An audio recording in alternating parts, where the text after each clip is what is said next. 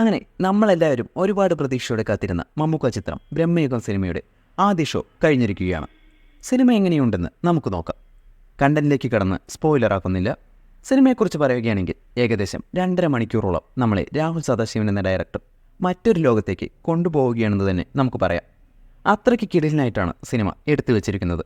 സിനിമയുടെ പ്ലോട്ടായാലും അത് എടുത്തു വച്ചിരിക്കുന്ന രീതിയായാലും ഒരു സ്ഥിരം ഹൊറർ സിനിമ പാറ്റേണിൽ നിന്ന് മാറി വേറിട്ടൊരു തിയേറ്റർ എക്സ്പീരിയൻസ്. നിങ്ങൾ ആരുടെ ഫാനാണെങ്കിലും ഈ ചിത്രം ഒരു കാരണവശാലും തിയേറ്ററിൽ മിസ് ചെയ്യരുത്.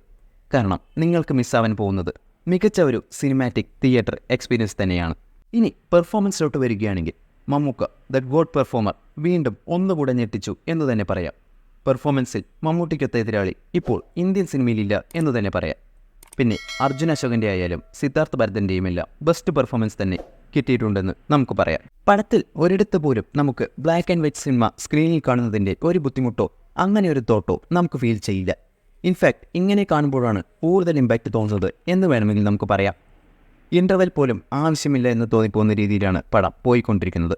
പടത്തിൻ്റെ ബാക്ക്ഗ്രൗണ്ട് സ്കോറിനെ കുറിച്ചൊക്കെ പറയുകയാണെങ്കിൽ പടത്തിനെ വേറെ ലെവലിലേക്ക് എത്തിച്ചിട്ടുണ്ടെന്ന് നമുക്ക് പറയാം. അതിൽ ക്രിസ്റ്റോഫ് സേവ്യർ കയ്യടി അർഹിക്കുന്നു. പിന്നെ സിനിമാറ്റോഗ്രഫി ആണെങ്കിലും സ്ക്രീൻ പ്ലേ ആണെങ്കിലും എല്ലാം ഉഗ്രൻ. പഴയ നൂറ്റാണ്ടിലെ മനയും ആ കാലഘട്ടവുമെല്ലാം അതിഗംഭീരമായി സ്ക്രീനിൽ എത്തിച്ചിട്ടുണ്ട്.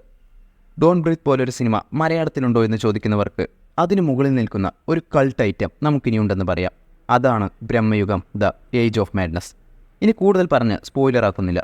നല്ലൊരു തിയേറ്റർ എക്സ്പീരിയൻസ് വേണ്ടവർക്ക് ധൈര്യമായി ടിക്കറ്റ് എടുക്കാം.